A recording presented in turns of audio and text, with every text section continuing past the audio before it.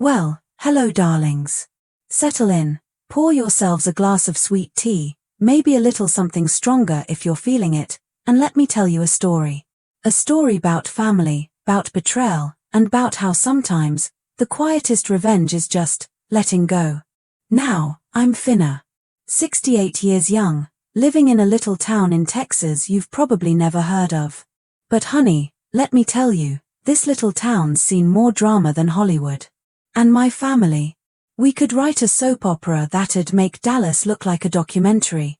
It all started, well, it really started a long time ago, back when I was a little girl with pigtails and scraped knees. But the part one wanna tell you about, that started the day Mama passed. See, Mama was the glue, the heart of our family, even if she did have a way of making you feel like you were always falling short, bless her heart. When she was gone, well, the cracks in the foundation showed themselves, honey. Big, ugly cracks that let in a whole lot of hurt and heartache. My sister Ruth, oh, Ruth. Always the sweet one, the angel. Always compared to me. Always. And let me tell you, she ain't always an angel. That day Mama passed, Ruth revealed herself for what she truly was. A viper in angel's clothing, that one. It weren't just the way she handled Mama's belongings. Oh no, that was just the tip of the iceberg. It was the way she looked at me, with that sly little smile, like she'd won some kind of prize. Like she'd finally gotten what she'd always wanted. And that scared me, honey. Scared me more than I care to admit. You see, we always had this unspoken competition, Ruth and I. It wasn't like a shouting match, or a fist fight. Oh no, this was far more insidious. It was a silent war, fought with stolen glances, subtle digs, and carefully placed words designed to undermine. It was a constant battle for Mama's affection. And she, bless her simple heart, didn't even know she was the battlefield. Mama always favored Ruth. Always. Said Ruth was the quiet one, the thoughtful one. Me. I was the loud one, the outspoken one, the one who always asked too many questions. Mama never understood my need to explain things, to delve into the why and the wherefore.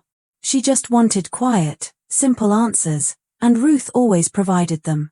Even if they weren't the truth. Growing up, I always felt like I was walking on eggshells. Anything I did seemed to fall short. I'd come home from school, bursting with pride over some accomplishment, and Mama would just nod and say, "That's nice, dear," before returning to her latest novel. Ruth, on the other hand, could spill a glass of milk and Mama would treat it like a miracle. That's what I always remember about Mama. The quiet way she could make you feel insignificant. The way a simple word or gesture could cut you deeper than any screamed insult. I always felt like second best. And Mama never realized how much that hurt. After Mama passed, that feeling of being second best, it intensified. It magnified. And the anger, oh, honey, the anger, it brewed inside me like a thunderstorm. But here's the thing, I couldn't show it. Not to Ruth.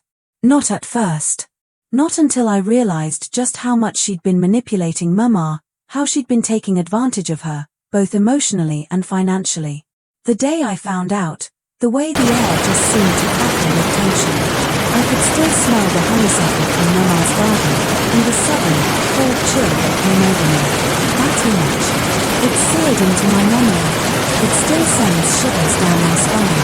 And the feeling of betrayal, it was a cold, bitter thing. A kind of betrayal that cuts deeper than any knife. I could have confronted her, raised her, made a scene. But that isn't my style. I'm not one for shouting matches. I'm a woman of quiet action, you see. A woman who plants seeds of doubt and watches them grow into beautiful, thorny bushes. What I did instead? Well, I think you'll appreciate that later on in my tale. I took my time, savored the process, made Ruth squirm just a little bit. You see, sometimes, the best revenge is a slow burn, a simmering pot of grits, seasoned just right with a little bit of heartache and a whole lot of justice. So, pull up a chair, darlings. This is gonna be a long story. A long, winding road filled with twists and turns. But trust me, this story will stay with you for a while, just like the scent of honeysuckle on a summer evening. It's the kind of story that gets under your skin, and you won't be able to shake it until you've heard every last word. Well, bless your heart, darling. Let me tell you something that's been weighing heavy on my soul for years, and I finally feel like I can share it. It's about family, see? About how sometimes, the folks you love the most, well, they can hurt you the worst. And it ain't always on purpose, neither. Sometimes, it's just a whole mess of misunderstandings and expectations gone sideways. My name's Helen, and I'm 68 years young. I live in a little town in Texas, not far from where I grew up.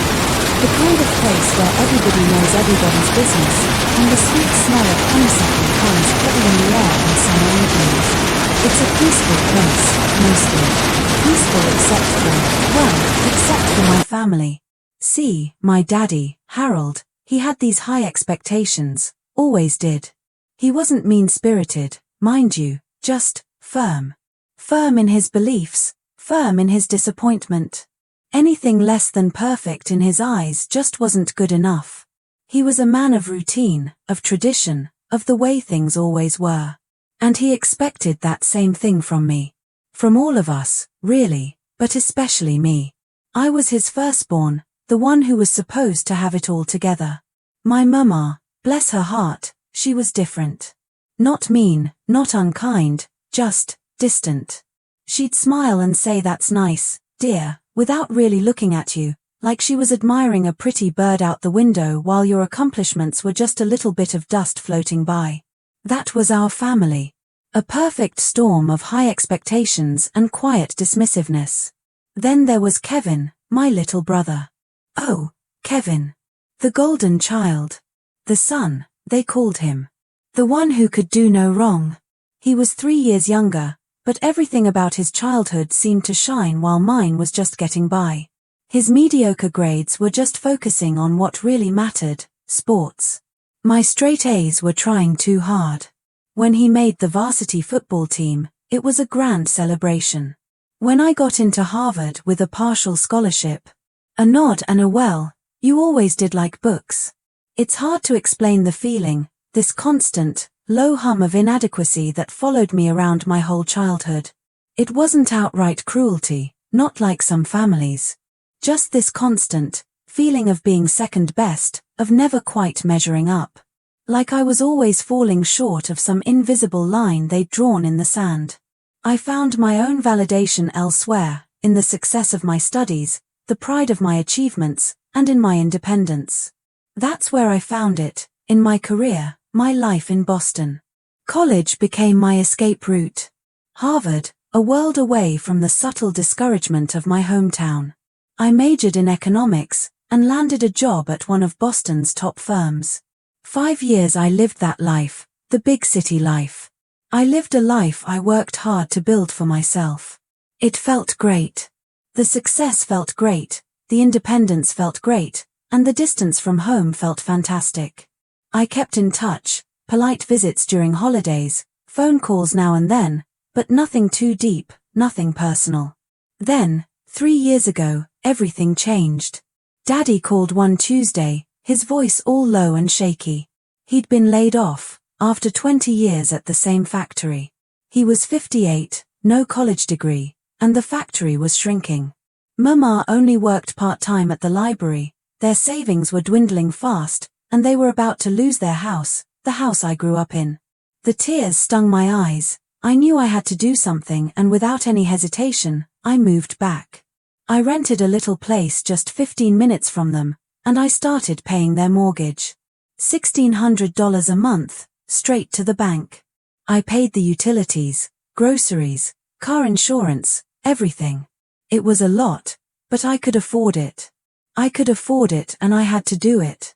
Just until Daddy finds a new job, Mama said, her hand squeezing mine. It felt right, and I never questioned it. 3 years. 3 years of paying their bills, of keeping them afloat. 3 years of hoping, praying they would notice, appreciate the sacrifice I was making for them. Did they? Well, let's just say Daddy still found ways to criticize my investments, and Mama still compared me to Kevin, who was doing just fine, as far as they were concerned, selling sporting goods in Chicago, not lifting a finger to help his own parents. And yet, somehow, he remained their golden child, even while living a life of comfort on his own, miles away. This past Thanksgiving, I decided I was going to host Thanksgiving.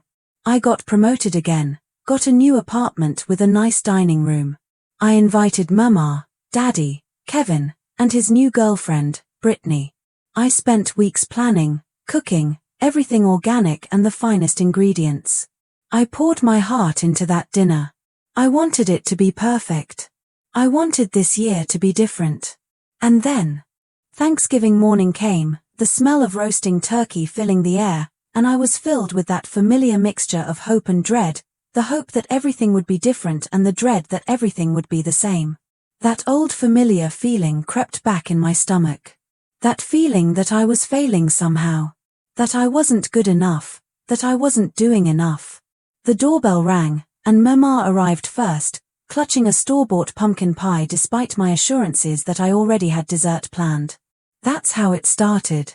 With the subtle jabs and the criticisms and the comparisons to Kevin. It was the same old song and dance. The same old routine. And it just kept on going. It went on for hours. There were more subtle digs at my choices and my lifestyle, more comparisons to Kevin, more unacknowledged gratitude for all the work I had put in. It was the same old Thanksgiving, the same old family dynamic, a cycle I seemed unable to break out of. I thought maybe this year would be different, but I was wrong. Terribly wrong. And then, during dinner, things escalated. The criticisms, the comparisons, the lack of gratitude, it all came spilling out. And finally, I snapped. I couldn't take it anymore. The years of resentment, of feeling undervalued, of silently bearing the burden of their financial problems while receiving nothing but criticism, it all came crashing down. That's when I made my announcement, my declaration of independence, my long overdue rebellion. And that, my friends, is where the real story begins. Well, sugar, let me tell you, that Thanksgiving dinner, it wasn't just a meal gone wrong, it was a whole dang explosion of years of simmering resentment and unspoken hurts. After they all left, that silence in my apartment, it was deafening. The air hung thick with the smell of leftover turkey and disappointment, heavier than any gravy I ever made. I felt like I'd been punched in the gut, not just by my daddy's words, but by the realization that my mama had always believed me to be the jealous one, the problem child. All those years of trying to measure up, all that money I'd poured into keeping them afloat, and it meant nothing. I drove around for hours that night, just aimlessly circling the town, past places that held a lifetime of memories, both good and bad. Past the high school, where I'd been valedictorian but felt invisible, past the park where Daddy taught Kevin to throw a football, never once attending one of my debate competitions, past the library where Mama worked, never displaying my awards alongside Kevin's trophies. It was like a cruel movie montage of my life, flashing before my eyes, highlighting every instance of their neglect and indifference. My phone rang, pulling me out of that spiraling darkness. It was Amber. Oh, honey, that woman's voice was a lifeline. I pulled into a deserted parking lot, the tears finally spilling over. I poured out my heart, telling her everything, Daddy's rage, Mama's accusations, that final, gut-wrenching ultimatum. Amber listened patiently, her voice calm and steady, a voice that understands the Southern way of life but also knows how to cut through the polite facade when necessary. And then she said something that hit me like a ton of bricks. She said I'd been enabling them, allowing them to treat me badly by continuing to pay their bills while accepting their disrespect. That struck a nerve. I'd been telling myself I was doing the right thing, the responsible thing, the loving thing. But what kind of love demanded everything and gave nothing in return? It was a harsh truth, a Southern truth, spoken with a kindness that didn't shy away from the difficult realities of family life. That night, I knew it was over. I cancelled all the automatic payments, one by one, each click a small act of rebellion against years of silent suffering. I drafted a formal email to my lawyer, Michael Stevens, stating my intentions clearly, legally protecting myself from future claims. I contacted the utility companies and the landlord, making it crystal clear that my financial support was ending. It was like severing a toxic vine that had been strangling my life far too long. The next morning, the messages started flowing in. Daddy's voicemails were a mix of fear and panic. Mama's were laced with guilt and tears. Kevin was quiet at first, shocked by the truth of how much I'd been shouldering. It felt like the whole town was buzzing with the news, the family drama escalating even faster than Mama's sweet potato casserole on Thanksgiving. That day, I showed up at work. I had considered calling in sick, but running wasn't an option anymore. My boss, Jennifer, was surprisingly understanding. She even instructed security to keep my parents out of the building. That small act of support meant the world. I felt a tiny seed of hope begin to sprout in my heart, amidst the chaos. Kevin texted later that day. He'd broken up with Brittany, saying she'd seen the truth, the unfair way I'd been treated all those years. He said he'd taken over the utility payments, even apologizing for his silence and inaction. He confessed that he'd never known the full extent of my financial sacrifices, that Mama and Daddy had always minimized my contributions, portraying me as an ungrateful child. The revelation hit me hard. The full scale of their deceit, their hidden debt, their willingness to manipulate everyone around me. The house was going into foreclosure, even though I'd been faithfully paying the mortgage. They'd been using credit cards and hiding the truth to keep up their lifestyle. The weight of it all almost crushed me again. And then, through it all, there was Brittany, Kevin's ex-girlfriend. She reached out to me, offering support, telling me that she knew I had done the right thing, and that I deserved better. Unexpected kindness from an unexpected quarter. It was a balm for my wounded soul. The following weeks were a rollercoaster. The utility services were cut off one by one. My aunts, uncles, and cousins weighed in, some supportive, others still blindly defending my parents. The videos of my mother's grocery store outburst went viral in the local social media groups, causing tension at work. But my boss, Jennifer, was remarkably supportive, shielding me from potential professional repercussions. I started therapy with Dr. Sarah Collins, a kind, wise woman who helped me work through the complicated grief of family estrangement. The grief wasn't about death, she explained, but about loss. The loss of the family I'd always hoped for, the loss of the relationships I'd worked so hard to maintain, the loss of the fantasy that things might somehow improve if I just tried harder. It was time to grieve those losses, to let go of the impossible dream. And then came the letter from Mama. A simple letter, an acknowledgement of her own wrongdoing. It wasn't a plea for forgiveness, not an attempt to manipulate me. It was an admission of her failings, a recognition of the daughter she had failed to appreciate. It was an unexpected act of self-reflection, and it moved me in ways I hadn't expected. The healing wasn't easy or fast. It was slow, gradual, sometimes halting. There were still difficult conversations with Kevin, as he grappled with his own part in the family dynamic. There were still hurtful messages from relatives who refused to see the full picture. But slowly, something began to shift. My relationship with my parents would never be the same.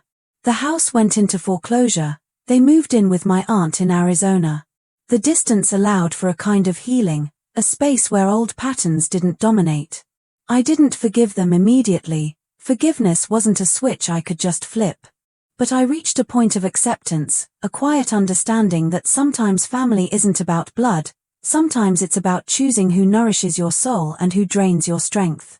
I found a new family, a chosen family, built on mutual respect, genuine affection, and a shared understanding that sometimes, choosing yourself is the bravest and most loving thing you can do.